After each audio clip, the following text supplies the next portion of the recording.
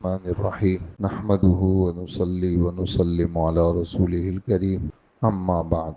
اپنے آپ کو بڑا سمجھنا اللہ کی نعمتوں کے چھن جانے کا سبب ہے۔ اس لیے حضرت مولانا اشرف علی تھانوی رحمۃ اللہ علیہ فرماتے ہیں، دوسروں پر نفرت کی نگاہ ڈالنا، حقارت کی نگاہ ڈالنا کسی طرح بھی جائز نہیں، کیونکہ جب آدمی دوسروں کو حقارت کی نگاہ سے دیکھتا ہے تو نعمت کے چھن جانے کا اندیشہ ہوتا ہے۔ یہ جو اللہ نے تمہیں دین پر چلنے کی توفیق دی ہے، یہ تو صرف اللہ کی نعمت ہے۔ حضرت عبداللہ ابن رواحہ رضی اللہ عنہ کا ایک شعر ہے، اللہم لولا انت مہتدینا ولا تصدقنا ولا صلینا۔ اگر اللہ کی توفیق نہ ہوتی تو نہ ہمیں ہدایت ملتی، نہ ہم صدقہ دے سکتے، نہ ہم نماز پڑھ سکتے۔ جو نیک اعمال ہو رہے ہیں صرف اللہ کی توفیق سے ہو رہے ہیں، اس پر اللہ کا شکر ادا کرو۔ کیسا ناز، کیسا تکبر، کیسا عجب، کیسا دوسروں کو حقیر سمجھنا۔ اگر دوسروں کو حقیر سمجھو گے تو اندیشہ اس بات کا ہے کہ نیک اعمال کی جو توفیق تمہیں ملی ہے وہ کہیں چھن نہ جائے۔ اگر آدمی یہ تکبر اور عجب نہ چھوڑے تو بسا اوقات اعمال صالحہ کی توفیق چھن جاتی ہے۔ اللہ تعالی ہم سب کی حفاظت فرمائے۔ اللہ پاک ہم سب کی کیا فرمائے؟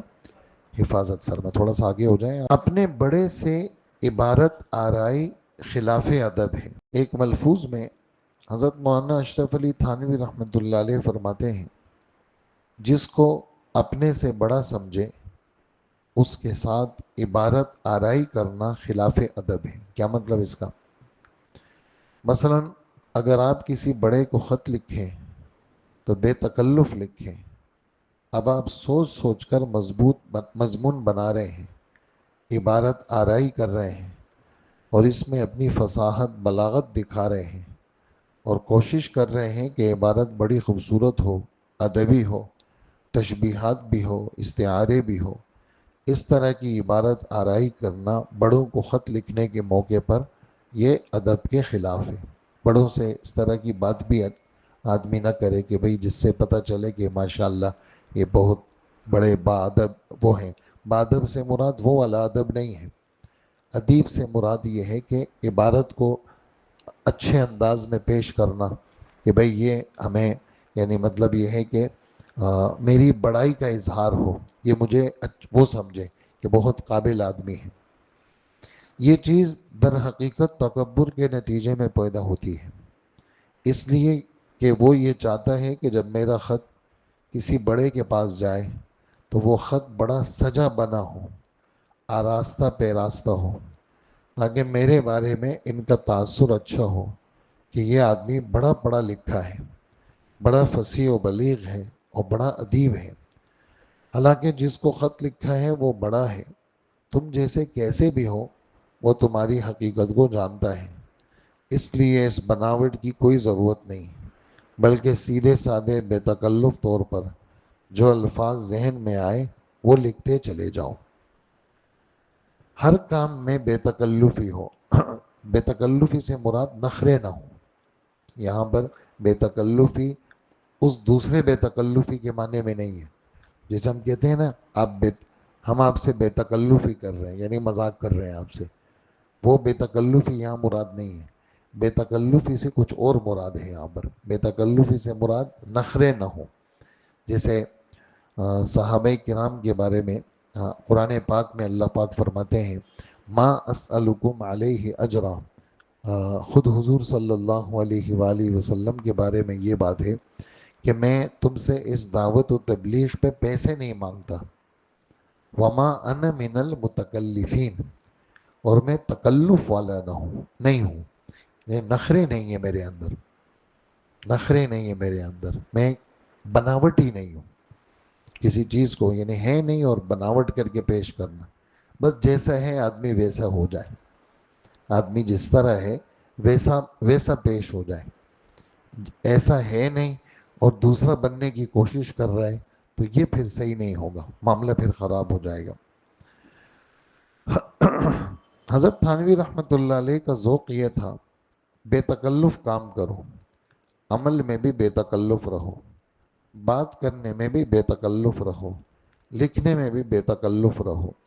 حضرت والا فرماتے تھے کہ مجلس میں جس طرح چاہو آرام سے بیٹھو، بے تکلف ہو کے بیٹھو، کسی خاص نشست کا اہتمام نہ کرو، اسی طرح بے تکلفی سے خط لکھو، البتہ اتنا ضرور ہے کہ بدتمیزی اور بے ادبی کی بات نہ ہو۔ اس لیے حضرت والا نے فرمایا، بڑوں کے ساتھ عبارت آرائی مناسب نہیں۔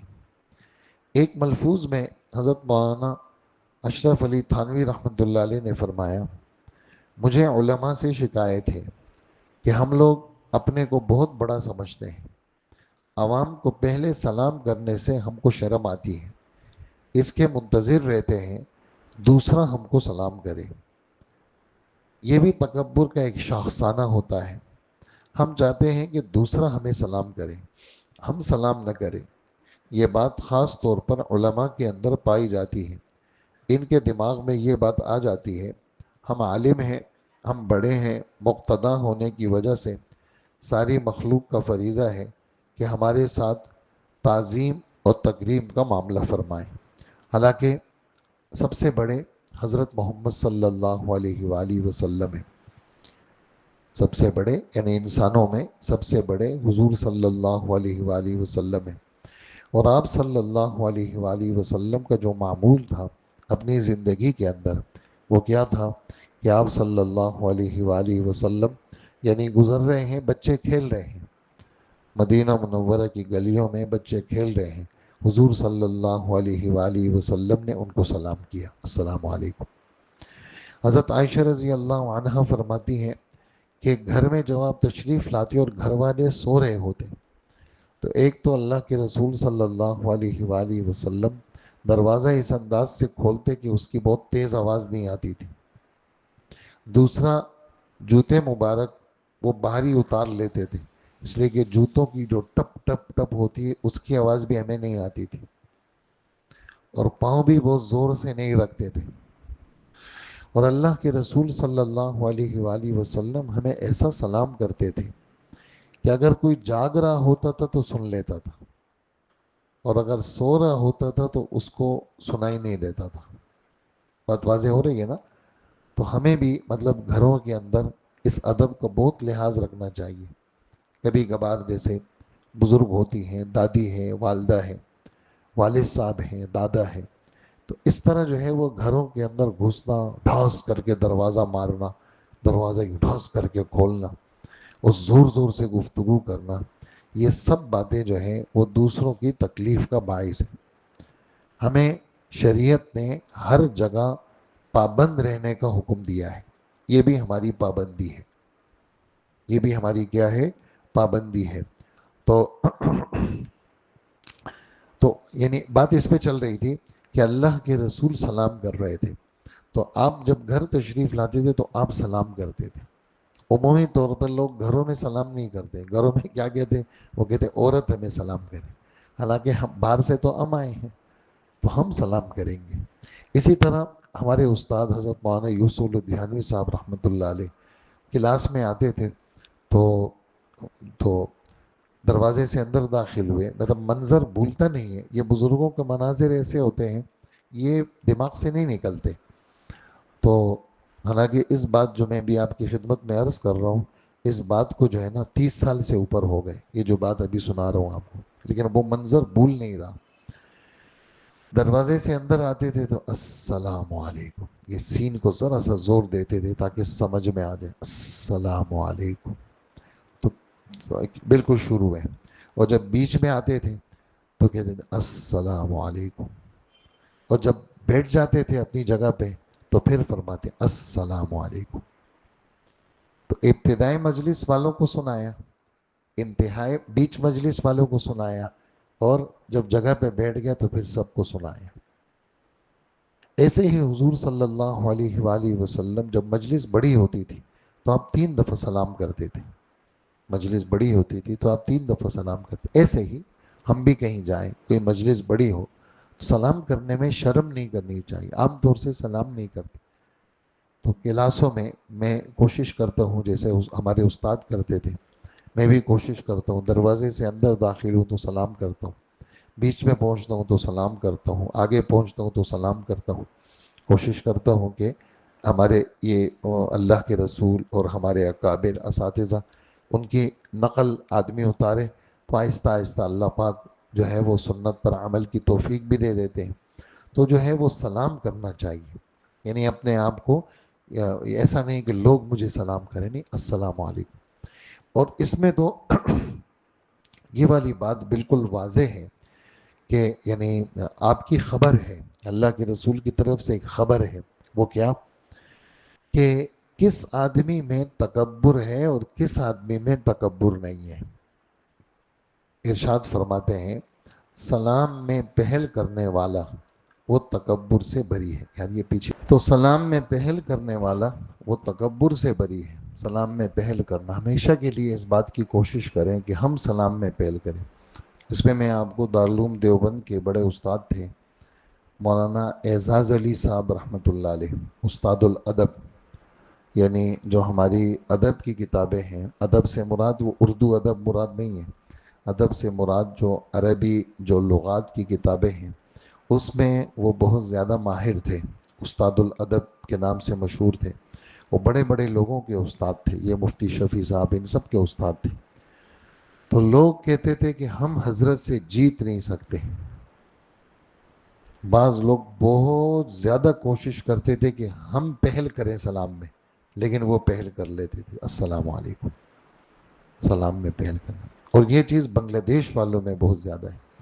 बांग्लादेश वाले, ये इज्तिमा में लोग जाते हैं ना, पहले जाते थे टोंकी के इज्तिमा में बंगाल, तो बड़े बड़े अफसर और बड़े बड़े लोग सलाम में पहल करते थे। सलाम का वहाँ बहुत ज़्यादा रिवाज है। और ये चीज़ जो है ना, वो उलमा से, असातिज़ा से, वालिदैन से ये चीज़ विरसे में आती। तो हम भी नियत करें इंशाअल्लाह, सलाम में पहल करेंगे ना इंशाअल्लाह। अस्सलाम वालेकुम, साफ सुथरा, बहुत लंबा चौड़ा नहीं, आराम, अस्सलाम वालेकुम, ये नियत करें इंशाअल्लाह। और जब फ़ोन करें, किसी को फ़ोन करें तो अस्सलाम वालेकुम, हेलो के बजाय क्या कहेंगे? अस्सलाम वालेकुम कहेंगे। सबसे पहला कलाम हमारा क्या हो? सलाम हो, अस्सलाम वालेकुम। तो सलाम में पहल करना यह आदमी को तकब्बुर से बचा लेते हैं। हज़रत मौलाना अशरफ अली थानवी रहमतुल्लाह अलैह बड़ी अच्छी बात फरमाया करते थे। वो बात याद रखने की है। फरमाया करते थे कि भाई, अगर अल्लाह ने तुम्हें इल्म दिया है तो इसकी नेमत है, अब तुम इस नेमत को सही मसरफ में इस्तेमाल करो। इस नेमत को अपनी बड़ाई का ज़रिया क्यों बनाते हो? हकीकत में तुम भी ऐसी ही मखलूक हो जैसे सारी मखलूक है। तुम में और उनमें क्या फ़र्क है? सिर्फ इतना फ़र्क है कि तुम्हें अल्लाह पाक ने नेमत ज़्यादा दे दी है, लिहाजा इस पर अल्लाह का शुक्र अदा करो। इसको सही मसरफ में यानी खिदमत खल्क में इस्तेमाल करो। इसके नतीजे में तुम्हारे इल्म का नूर और उसका फैज़ फैलेगा और उसकी खुशबू दुनिया में फैलेगी, उसका फ़ायदा होगा। ये मुनासिब नहीं है कि इस इल्म को अपनी बड़ाई का ज़रिया बनाकर बैठ जाओ। अगर अल्लाह जल्ल जलालहू चाहे तो एक लम्हे में ये सारा इल्म छीन ले। अल्लाह पाक हर चीज़ पर कादिर है। इसलिए आदमी को बच के रहना चाहिए और दब के रहना चाहिए और डर के रहना चाहिए। बच बच के चलना चाहिए और डर डर के चलना चाहिए। इसलिए कि जो कुछ भी है वो सिर्फ अल्लाह के कब्ज़े में। क्या है दोस्तों? जो कुछ भी है वो सिर्फ सिर्फ अल्लाह के कब्ज़े में। एक अल्लाह से सब कुछ होता है और अल्लाह के गैर से कुछ नहीं होता। हमारे हज़रत वाला रहमतुल्लाह अलैह एक बड़ी कीमती बात फरमाया करते थे, अल्लाह ताला इस पर हम सबको अमल की तौफीक अता फरमाए। अगर इस पर अमल हो जाए तो सारे तकब्बुर और गुरूर की जड़ कट जाए। फरमाया करते थे कि भाई, मैं तुम्हें एक मनसब बताता हूँ, ये ऐसा मनसब है कि कोई शख्स तुमसे ये मनसब छीनेगा नहीं, और ये मनसब मनसब के हासिल होने के नतीजे में तुम्हारे साथ कोई शख्स हसद नहीं करेगा। जबकि दुनिया के दूसरे मनासिब का हाल ये है, न तो इनका हासिल करना अपने इख्तियार में है। मसलन तुम चाहो सदर ममलकत बन जाओ, क्या ये तुम्हारे इख्तियार में है? नहीं है। फिर फ़र्ज़ करो अगर तुम बन भी गए तो कितने हसद वाले हसद करेंगे। हर वक्त ख़तरा रहेगा कि ये मनसब कब छिन जाए। آج کل کی سیاست میں ہے کہ اگر کوئی وزیر اعظم بن گیا، اب اس کو ہر وقت یہ فکر رہتی ہے میرے نیچے سے کہیں یہ کرسی کھسک نہ جائے۔ اب اس کے دن رات اسی پریشانی میں بسر ہوتے ہیں اور اپنی کرسی بچانے کی فکر سوار رہتی ہے۔ حضرت فرمایا کرتے تھے کہ میں تم کو ایک ایسا منصب بتاتا ہوں جس کو حاصل کرنا اپنے اختیار میں ہے۔ اگر حاصل کر لیا تو اس منصب پر تم سے کوئی حسد نہیں کرے گا اور کوئی تم سے وہ منصب چھینے گا بھی نہیں۔ کتنا بڑا منصب ہے وہ کیا ہے؟ وہ خادم کا منصب ہے۔ ہر ایک کے خادم بن جاؤ، خادمیت اختیار کر لو اور یہ سمجھو میں تو خادم ہوں، عوام کا خادم، مخلوق خدا کا خادم، اپنی بیوی بچوں کا خادم، گھر والوں کا خادم۔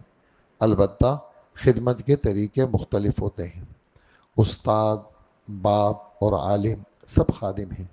جو استاد بچوں کو پڑھاتا ہے وہ بھی خدمت کرتا ہے، لیکن خدمت کا انداز الگ ہے، لہٰذا استاد بھی خادم ہے۔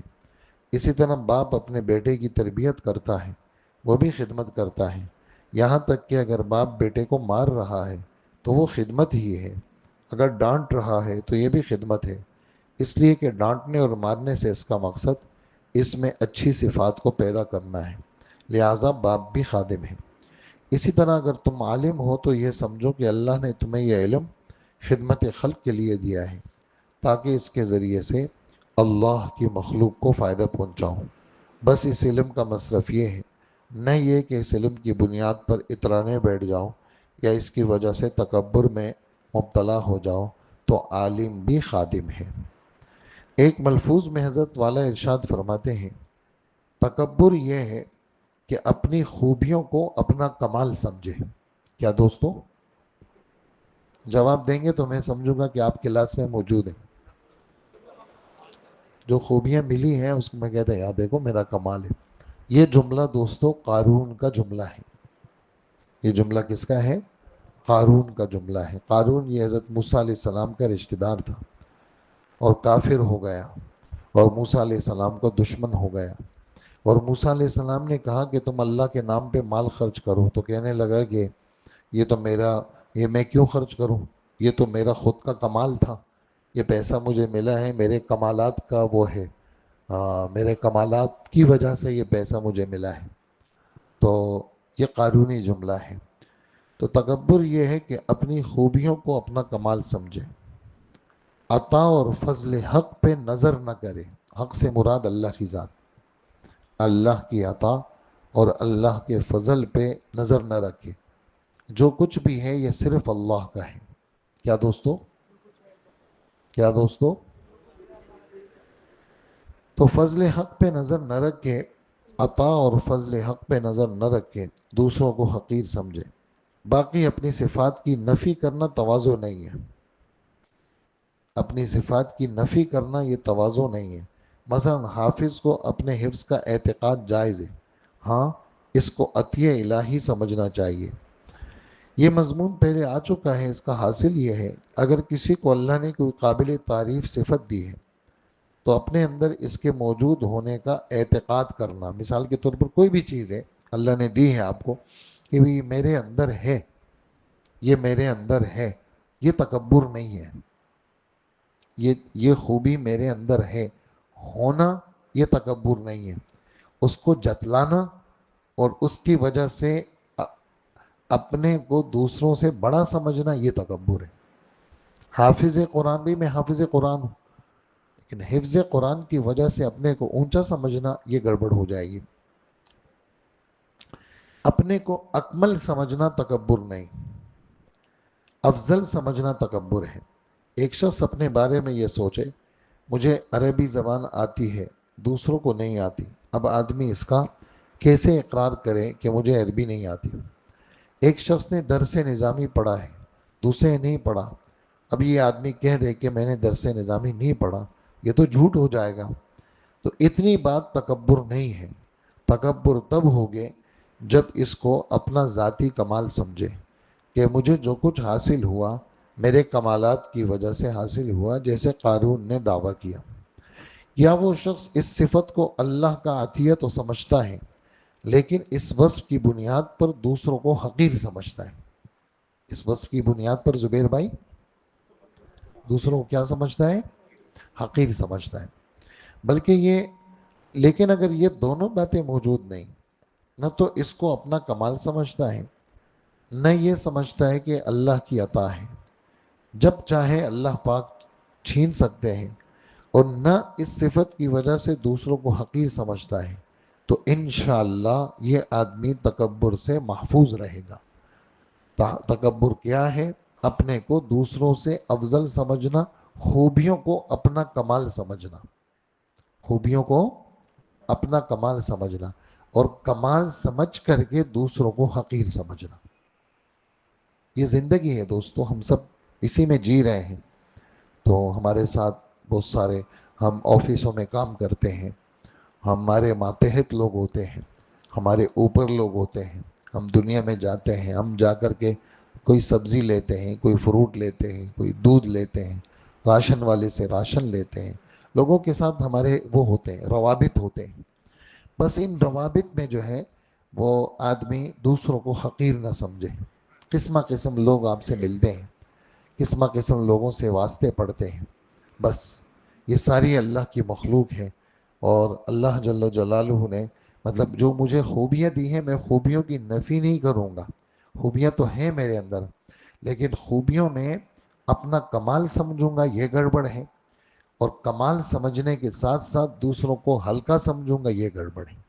بس یہ باتیں، یہ سمجھنے کی باتیں، یعنی واضح اور صاف صاف باتیں ہیں، اور مشکل نہیں ہے ان باتوں کا سمجھنا.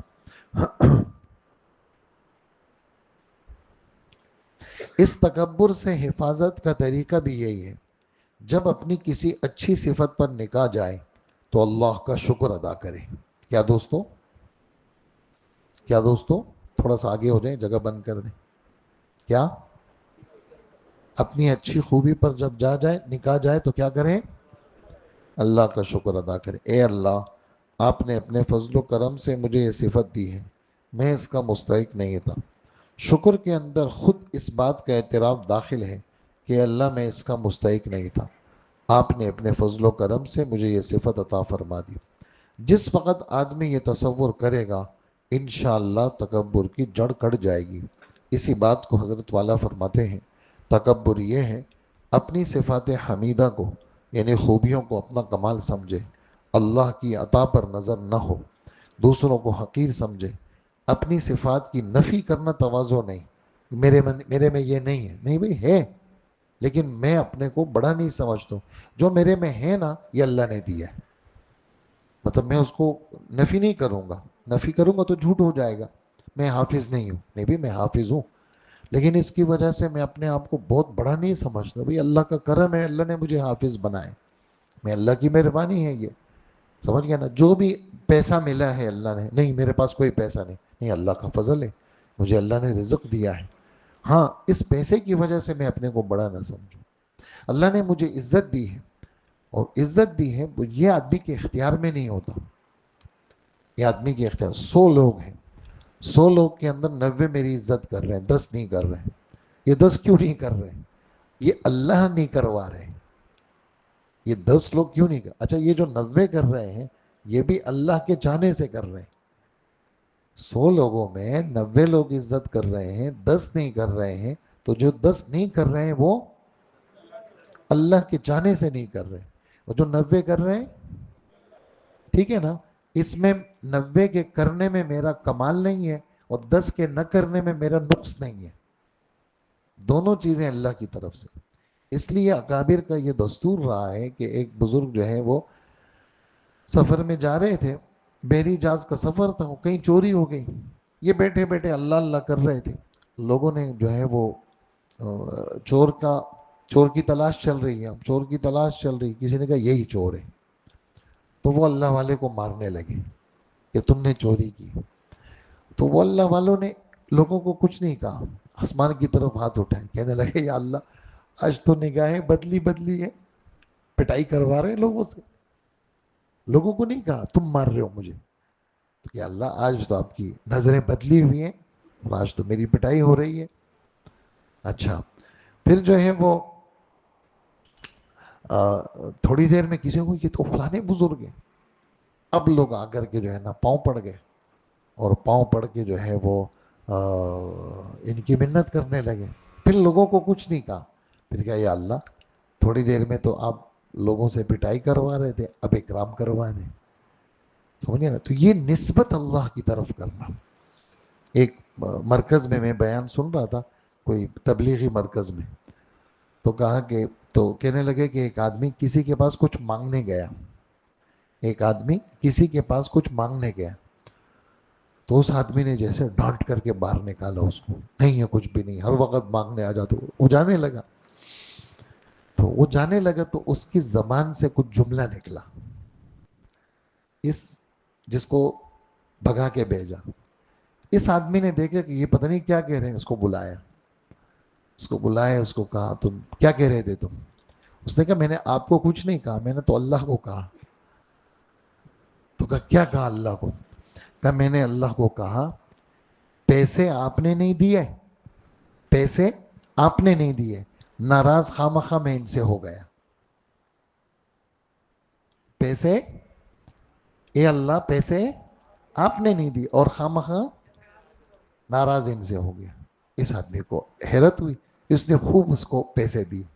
جب جانے لگا تو پھر کچھ کہنے لگا. اب واپس بلایا. کہا اب کیا کہہ رہے تھے تم؟ کہا میں نے آپ کو تو کچھ نہیں کہا. تو کہا پھر بھی کیا کہا؟ تو کہا کہ میں نے یہ کہا کہ اے اللہ پیسے آپ نے دے دیے، شکر گزار خامخواہ میں اس کا بن گیا. پیسے آپ نے دیے، شکر گزار خامخواہ میں اس کا بن گیا. تو دوستو نسبتیں اللہ کی طرف سیکھیں، نسبتیں اللہ کی طرف سیکھیں، گناہوں سے بچیں، اور ہر چیز ہمارے رب کی طرف سے. پورا قرآن فاتحہ سے والناس تک یہ ایک ہی بات کی تعلیم دے رہا ہے. کیا؟ کہ اللہ سے جڑو. ففروا الی اللہ، اللہ کے ساتھ جڑ جاؤ. اپنا تمہارا ہر جو ہے وہ تمہارے اندر کے احساسات وہ سب اللہ کے ساتھ جڑے ہوئے ہو. قد یعلم ما انتم علیہ، سورہ نور کی آخری آیت. یقینی اور پکی بات ہے اس وقت تم جس کیفیت میں ہو اللہ کو تمہاری کیفیت کا پتہ ہے. اندازہ لگاؤ کیسا علم ہے ان کا. ان اللہ لا یخفا علیہ شیء فی الارض ولا فی السماء. یہ علم محیط، گھیرا ہوا علم صرف اللہ کے پاس ہے. آسمان اور زمین میں کوئی چیز اللہ سے چھپی ہوئی نہیں ہے. واللہ یعلم متقلبکم ومثواکم. تم کہیں قرار پکڑتے ہو نا ٹھکانہ، وہ بھی ان کو پتہ ہے. تم کہیں چلتے پھرتے ہو، چلنا پھرنا، مارکیٹ میں جانا، فلوروں میں جانا، بیسمنٹ میں جانا، سمندر میں جانا، فضا میں جانا، وہ ہر چیز اللہ کے علم میں ہے. وَتَوَكَّلْ عَلَى الْعَزِيزِ الرَّحِيمِ الَّذِي يَرَاكَ حِينَ تَقُومُ وَتَقَلُّبَكَ فِي السَّاجِدِينَ. اس اللہ پہ بھروسہ کریں جو زبردست غالب ہیں، رحم والے ہیں. جب آپ رات کو بیدار ہوتے ہیں وہ اللہ آپ کو دیکھ رہے ہوتے ہیں. یا اللہ، جب آپ رات کو، جب آپ کہیں بھی کھڑے ہوتے ہیں اللہ آپ کو دیکھ رہے ہوتے ہیں. آپ کا بیٹھنا، آپ کا کھڑا ہونا، آپ کا چلنا پھرنا. لوگ نمازیوں میں رکوع سجدے میں آپ ہیں، آپ کا الٹنا پلٹنا سب اللہ کے علم میں ہے. اللہ دیکھ رہے ہیں آپ کو. یعنی کوئی بھی چیز اللہ کے علم سے. اب آپ کہیں گے تو ہمیں پتہ ہے یہ باتیں؟ نہیں پتہ تو ہے. یہ 24 گھنٹے دل دماغ پہ کیسے آئے گی؟ 24 گھنٹے دل دماغ پہ کیسے آئے گی؟ یہ صرف اللہ کے ذکر سے آئے گی. کس سے آئے گی دوستو؟ ہاں، جس کو ہم کچھ بھی نہیں سمجھتے. ہم کہتے ہیں یار پڑھ لی نا تسبیحات، کر لی نا. وہ کیسی تسبیحات کی؟ تھوڑا سا کرو تو صحیح، تھوڑا سا بیٹھو تو صحیح. کتنا وقت ذکر میں گزرتا ہے، کتنا وقت ادھر ادھر گزرتا ہے. تو یہ استحضار دوستوں ملے گا. اویس تم جاؤ عارف بھائی کو کہو دوبارہ آ کے مجمع دیکھو. یہ استحضار جو تمہاری کیفیت ہے یہ ملے گی تب دوستو جب ہم اللہ کا نام لیں گے. تو تھوڑا سا لیں گے نا اللہ کا نام. ہاں کثرت، یعنی ولایت. آج میں مطالعہ کر رہا تھا ولایت کے حصول کے 3 طریقے ہیں. کیا دوستو؟ آدمی اللہ کا ولی کیسے بنے گا؟ کہ آدمی اللہ کا ولی ایسے بنے گا جب اللہ کے ولیوں کی صحبت میں رہے گا. نمبر 2، اللہ کے ولیوں کی مان کے چلے گا. نمبر 3، اللہ کو زیادہ یاد کرے گا. یہ 3 سبب ہیں کہ آدمی کو اللہ کا ولی بن جاتے. اچھا، ولی کس کو کہتے ہیں؟ ولی، یہ اس کا ترجمہ ہے قریب. اللہ کا ولی، اللہ کا دوست، اللہ کا محبوب. یعنی یہ اللہ کا ولی ہے، یعنی یہ اللہ کا قریب ہے، یہ اللہ کا دوست ہے، یہ اللہ کا محبوب ہے. یہ ولی کا ترجمہ ہے. مطلب یہ ولی کس کو کہتے ہیں؟ آپ سے کوئی پوچھے ولی کا ترجمہ، ولی کا یہ ترجمہ ہے. تو ایسے لوگ دوستو، اللہ پاک فرماتے ہیں جو اللہ کے ولی ہوتے ہیں نا، ان پہ کوئی اندیشہ ناک پریشان کن حال نہیں پڑے گا. لا خوف علیہم ولا هم یحزنون، لا خوف علیہم ولا هم یحزنون. بھی اللہ کے رسول تو ہر وقت غمگین رہتے تھے، یا علماء اور بڑے لوگ تو اللہ سے ڈرتے ہیں. تو اس کا جواب یہ ہے کہ یہاں اللہ کے خوف کی نفی مراد نہیں ہے، خوف خدا اور فکر آخرت مراد نہیں ہے، بلکہ دنیا والے جن چیزوں کی کمی کی وجہ سے پریشان رہتے ہیں، اللہ کے دوستوں کو اللہ پریشانی سے نکال لیتے ہیں. اللہ کے ولیوں پہ خوف نہیں ہے، یعنی وہ مستقبل کا سوچتے نہیں ہیں. اللہ کا فضل ہے، آج کا راشن موجود ہے، کھانا موجود ہے، آج کے گھر کی رہائش موجود ہے، گھر میں کھانا پکا ہے، کپڑے بھی آج ہیں. سمجھا نا؟ کل پھر اللہ مالک ہے. لیکن اس وقت ہماری دوستوں کیفیت کیا ہے؟ ہمارے پوتوں نواسوں تک کی روزی ہے، ہمیں اس سے آگے کی بھی فکر ہے.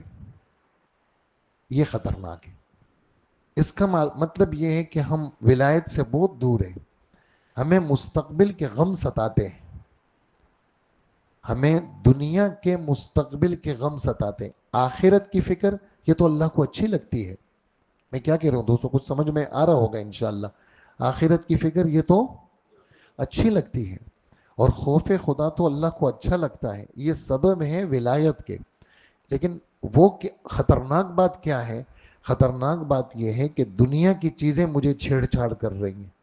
یار اگر ایسا ہوا تو پھر کیا ہوگا، ایسا ہوا تو پھر کیا ہوگا، ایسا ہوا تو ایسا تو بہت کچھ ہو سکتا ہے. میں ابھی مطلب یہ ہے کہ میرا گھر یہاں نہیں ہے، میں دور رہتا ہوں، اور رکشے میں جاؤں گا یا موٹر سائیکل پہ یا گاڑی میں جاؤں گا، سڑک پہ نکلا تو یار اگر کسی نے مار دیا مجھے اور میں مر گیا تو ایسے تو بہت سارے امکانات ہیں. ابھی کچھ ہو سکتا ہے اس لمحے میں، امکانات تو بہت زیادہ، ہر چیز کا امکان ہے. اس لیے جو اللہ کا ولی ہوتا ہے وہ معاملات کو اللہ پہ چھوڑتا ہے. کیا دوستوں، میں بہت قیمتی بات ہے یہ سیکھنی بات ہے. اللہ مجھے سکھا دے اور آپ کو بھی سکھا دے. اللہ کو جو ولی ہوتا ہے وہ اللہ پہ چھوڑ دے. اب میں ان جملوں سے تدبیر اور کوشش اور کاروبار اور اس میں کوشش سے منع نہیں کر رہا. کوشش کر رہے ہیں ہم، لیکن کوشش کے باوجود بھی ہم تڑپ رہے ہیں اور ہمارا دل دماغ جو ہے نا ہمیں شیطان ستا رہا ہے. نہیں، یہ ختم کریں. یہ ختم کیسے ہوگا؟ جب آپ ماحول میں آئیں گے، جب آپ بیٹھیں گے، جب آپ اللہ کی بات سنیں گے، اللہ کا نام لیں گے، تو پھر یہ مستقبل آپ کو نہیں ستائے گا. بچوں کا کیا ہوگا، شادیوں کیا ہوگا، رشتے کیسے ہوں گے، بیٹی کا رشتہ کیا ہوگا، بہو کیسی ہوگی. چھوڑو خدا کے بندو، معاملات اللہ پہ چھوڑو. کیسی ہوگی، کیا نہیں ہوگا، جو میرے رب نے لکھا ہے اس میں وہی ہوگا اور اس میں خیر ہوگا. جو میرے رب نے لکھا ہے وہی ہوگا اور اس میں خیر ہوگی. اللہ پاک مجھے رسوا نہیں کریں گے، پریشان نہیں کریں گے. تو پتہ نہیں بات کہاں سے کہاں نکل گئی. اللہ جل جلالہ ہماری تکبر سے حفاظت کا طریقہ یہ ہے، جب اپنی کسی اچھی صفت پر نگاہ جائے تو اللہ کا شکر ادا کرو. اے اللہ، آپ نے اپنے فضل سے مجھے یہ صفت دی ہے، میں اس کا مستحق نہیں. شکر کے اندر خود اس بات کا اعتراف ہے کہ اے اللہ، میں مستحق نہیں ہوں. آپ اپنے فضل و کرم سے مجھے یہ صفت دی ہے۔ جس وقت آدمی تصور کرے گا انشاءاللہ تکبر کی جڑ کڑ جائے گی۔ اسی بات کو حضرت نے اپنے ملفوظ میں فرمائے۔ چنانچہ بعض لوگ تواضع کرتے ہوئے اپنے آپ کو کہتے ہیں میں ناکارہ ہوں، ناچیز، ناکارہ، احقر، یہ کہہ دیا کرتے ہیں بھی ہم تو ناکارہ ہیں۔ اکثر و بیشتر یہ سب جھوٹ ہوتا ہے۔ جھوٹ ہونے کی دلیل یہ ہے کہ اس ناکارہ کہنے کے جواب میں اگر کہہ دیا جائے بے شک آپ ناکارہ ہیں، اس وقت اس کے دل پہ کیا گزرے گی؟ دل میں اس کا جواب ناگوار ہوگا۔ یہ ناگوار ہونا اس بات کی دلیل ہے کہ یہ شخص جو اپنے آپ کو ناکارہ کہہ رہا ہے یہ دل سے نہیں کہہ رہا، بلکہ اپنے آپ کو اس لیے ناکارہ کہہ رہے ہیں کہ لوگ مجھے تواضع والا سمجھیں، لوگ جواب میں مجھے کہیں کہ نہیں نہیں حضرت آپ تو بڑے آدمی ہیں، بزرگ ہیں، آپ کے درجات تو بہت بلند ہیں۔ دیکھیے اس میں کتنے امراض جمع ہو گئے۔ لہٰذا یہ الفاظ کہنا کہ میں ناکارہ ہوں یہ تواضع نہیں ہے، بلکہ تواضع کا دکھاوا ہے کہ میں بہت متواضع ہوں، اس لیے اپنے کو ناچیز اور ناکارہ کہتا ہوں۔ چنانچہ ہم لوگ اپنے کو حقیر، پر تقصیر، ناکارہ، آوارہ کے جو الفاظ لکھتے ہیں یہ اکثر و بیشتر ان امراض کا مجموعہ ہوتا ہے، الا یہ کہ کوئی شخص صدق دل سے یہ الفاظ استعمال کرے۔ اور صدق دل کی علامت یہ ہے کہ دوسرا شخص ان الفاظ کے جواب میں کہے کہ ہاں واقعی آپ ایسے ہی ہیں، تو دل میں ذرہ برابر بال نہ آئے اور طبیعت پر ناگواری نہ ہو۔ اگر ایسا ہو تو پھر ان الفاظ کے استعمال کرنے میں کوئی حرج نہیں۔ اصل بات یہ ہے کہ ان الفاظ کے استعمال سے کچھ نہیں ہوتا، کیونکہ اپنے آپ کو کمتر کہنا تواضع نہیں، اپنے آپ کو کمتر سمجھنا تواضع ہے۔ فرق سمجھ گئے دوستوں؟ اپنے آپ کو کمتر کہنا تواضع نہیں ہے، اپنے آپ کو سمجھنا تواضع ہے۔ جو شخص حقیقی متواضع ہوگا وہ تکلفاً یہ الفاظ استعمال نہیں کرے گا، اور ایسا شخص چاہے زبان سے اپنے آپ کو ناکارہ اور آوارہ کچھ بھی نہ کہے، لیکن دل میں ہر وقت اس کو اپنے عیوب پر نظر ہوتی ہے، جس کے نتیجے میں وہ اپنے آپ کو ساری مخلوق سے کمتر سمجھتا ہے۔ بس تھوڑا سا باقی ہے۔ حضرت ڈاکٹر حفیظ اللہ صاحب جو حضرت مفتی محمد حسن صاحب کے خلیفہ ہیں، انہوں نے ایک مرتبہ مجھ سے بیان کیا کہ میں نے خود یہ واقعہ حضرت مفتی محمد حسن صاحب سے سنا کہ ایک مرتبہ تھانہ بون میں حضرت تھانوی کی خانقاہ میں مقیم تھا۔ حضرت مولانا خیر محمد صاحب خانقاہ میں مقیم تھے۔ ایک دن حضرت مولانا خیر محمد صاحب نے مجھ سے بیان کیا کہ میری تو عجیب حالت ہے، سمجھ میں نہیں آتا کہ وہ حالت حمیدہ ہے یا رذیلہ ہے، بتاتے ہوئے بھی شرم آتی ہے، لیکن چونکہ آپ سے دوستی ہے لہٰذا دوستی کی مد میں یہ حالت آپ کے سامنے بیان کرتا ہوں۔ وہ حالت یہ ہے، جب میں حکیم الامت حضرت مولانا تھانوی کی مجلس میں بیٹھتا ہوں مجھے یوں محسوس ہوتا ہے اس مجلس میں جتنے افراد بیٹھے ہیں یہ سب مجھ سے افضل ہیں، اور یہ سب انسان ہیں، اور میں ایک بیل ہوں جو انسانوں کے اندر آ کر بیٹھ گیا ہوں۔ مجھے یہ پریشانی ہے کہ میری یہ حالت معلوم نہیں اچھی ہے یا بری۔ میں نے جب ان سے یہ حالت سنی تو میں نے جواب میں کہا حضرت میری بھی یہی حالت ہے کہ جب میں حضرت کی مجلس میں بیٹھا ہوں تو ایسا لگتا ہے کہ میں ہی سب سے کمتر ہوں اور یہ سب مجھ سے افضل ہیں۔ لہٰذا ہم دونوں نے سوچا کہ ہم دونوں جا کر حضرت والا سے اپنی حالت بیان کرتے۔ چنانچہ ہم دونوں حضرت مولانا کے پاس پہنچے، جا کر عرض کیے کہ حضرت ہم دونوں کی یہ حالت ہے، اب معلوم نہیں یہ صحیح ہے یا غلط، مناسب ہے یا نہیں۔ حضرت مولانا تھانوی رحمۃ اللہ علیہ نے ان کی حالت سن کر فرمایا ارے بھائی تم کچھ پرواہ نہ کرو، میں بھی جب اب مجلس میں بیٹھتا ہوں مجھے بھی ایسا ہی لگتا ہے کہ سب لوگ مجھ سے افضل ہیں اور میں ان سے کمتر ہوں۔ اللہ اکبر۔ بہرحال اپنے کو کمتر کہنا تواضع نہیں، کمتر سمجھنا تواضع ہے۔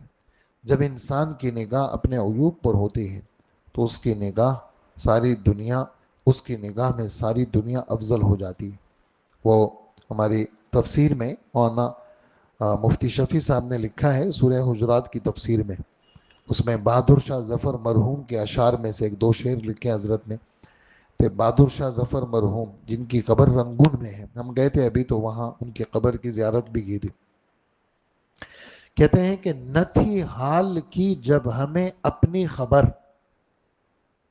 جب ہمیں اپنی حالت کی خبر نہیں تھی، جب ہم اپنے آپ کو نہیں جانتے تھے، نہ تھی حال کی جب ہمیں اپنی خبر، رہے دیکھتے اوروں کے عیب و ہنر. ہم لوگوں کے عیوب دیکھتے تھے، جب ہم اپنے کو نہیں جانتے تھے ہم لوگوں کے عیب دیکھتے تھے. نہ تھی حال کی جب ہمیں اپنی خبر، رہے دیکھتے اوروں کے عیب و ہنر. پڑی اپنی برائیوں پہ جو نظر، پڑی اپنی برائیوں پہ جو نظر، تو جہاں میں کوئی برا نہ رہا. جب اپنی برائیوں پہ نظر پڑ گئی، اب دنیا میں کوئی برا نہیں ہے، سب لوگ اچھے ہیں، میں ہی ایسا ہوں. اس لیے کہ اصل مسئلہ تو قیامت کا ہے. اصل کس کا ہے دوستو؟ وہاں کیا فیصلہ ہوگا. لوگ کہتے ہیں جی آپ بہت ایسے ہیں ایسے ہیں، بھائی وہاں دیکھو گے ادھر جو ہے وہ کیا فیصلہ ہوتا ہے، سمجھے نا. ادھر اگر لائن میں لگا دیا پھر کیا کریں گے، پیچھے رہو چلو، پھر کیا کریں گے. پھر سارے جو عیاشیاں ہیں سب جو ہے وہ کافور ہو جائیں گے. اس لیے یہ فرماتے ہیں دوستو، اپنے آپ کو کمتر سمجھنا تواضع ہے. جب انسان کی نگاہ اپنے عیوب پر ہوتی ہے تو اس کی نگاہ میں ساری دنیا افضل ہو جاتی ہے، کیونکہ دوسرے لوگوں کے عیوب باطنہ کی اطلاع ہمیں نہیں ہے اور اپنا ہمیں پتہ ہے. اللہ اپنی رحمت سے ہم سب کو یہ وصف عطا فرمائے. اس لیے مولانا تھانوی رحمۃ اللہ علیہ فرماتے ہیں اپنی صفات کی نفی کرنا تواضع نہیں. کوئی شخص آپ سے پوچھے کہ آپ حافظ ہیں، آپ کہیں نہیں نہیں میں حافظ نہیں ہوں، یہ تواضع نہیں ہے، یہ تو جھوٹ ہو گیا. بھیا آپ حافظ ہیں، نہیں نہیں میں حافظ نہیں ہوں. آپ عالم ہیں، نہیں نہیں میں عالم نہیں ہوں، یہ تو جھوٹ ہو گیا، یہ تواضع نہیں ہے. البتہ اس صفت کے بارے میں یہ سمجھے کہ جو کچھ ہے یہ اللہ کی عطا ہے، میری ذاتی استحقاق کے بغیر مجھے مل گئی، یہ میرا ذاتی کمال نہیں. اس صفت کی وجہ سے میری افضلیت لازم نہیں آ سکتی. اسی طرح آخری بات آج کے سبق کی، حضرت فرماتے ہیں یہ تکبر بڑا ہی خناس ہے، جب تک ہمارے اندر ہے اس وقت تک حقوق علم ادا نہیں ہو سکتے. یہ صرف علم حاصل کرنے سے نہیں نکل سکتا، تکبر علم حاصل کرنے سے نہیں نکل سکتا. جیسے کسی کو خارش کا نسخہ یاد ہو، نسخہ زبانی یاد ہے تو اس سے خارش دور نہیں ہو سکتی، بلکہ اس کا طریقہ یہ ہے اس نسخے کے اجزاء جمع کرو، استعمال شروع کرو اور پرہیز کرو.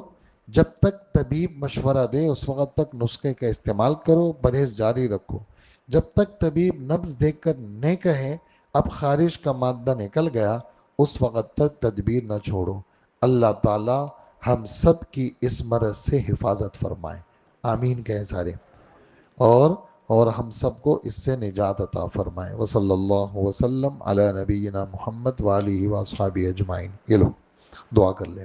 اللہم صلی علی سیدنا و مولانا محمد وآلہ واصحابہ اجمعین. ربنا آتنا فی الدنیا حسنہ وفی الآخرۃ حسنۃ وقنا عذاب النار. اے اللہ ہمارے گناہوں کو معاف فرما، ہماری سب کی مغفرت فرما. اللہ جتنی باتیں بیان ہوئی آدھا پون گھنٹہ ہو گیا، ہمارے ساتھی بیٹھے ہوئے ہیں، اللہ پاک یہ سب باتیں ہمارے عمل میں لے آ اور ہمیں بدعملی سے بچا لے. یا اللہ ہماری اصلاح اور تربیت فرما. اللہ پاک ان بزرگوں کے جو حالات ہمارے سامنے آئے اللہ پاک ہماری اصلاح فرما دے اور ہمیں نماز مسجد میں نصیب فرما دے اور ہمیں گناہوں سے سچی توبہ دے دے اور ہمیں ظاہری باطنی روحانی امراض سے بچا لے. نظر، حسد، جادو، جنات سے ہمیں، ہمارے بچوں کو، بھائیوں کو، تعلق والوں کو محفوظ فرما لے. اللہ پاک ہماری جان، مال، عزت، آبرو کی حفاظت فرما.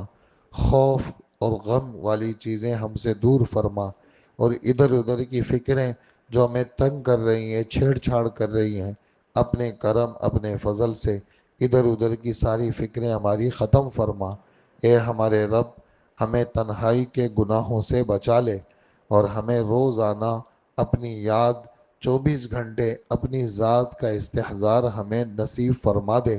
اللہ آپ ہی ہمیں اس محفل میں لے کے آئے، آپ ہی ہماری تربیت فرما اور ہمارے دل دماغ کو شریعت کا تابع دار بنا. کثرت ذکر دوام استحضار ہم سب کو نصیب فرما، ہماری دعائیں قبول فرما. وصلی اللہ وسلم علی نبینا محمد وآلہ وأصحابہ اجمعین برحمتک یا ارحم الراحمین۔ سب ساتھی اوپر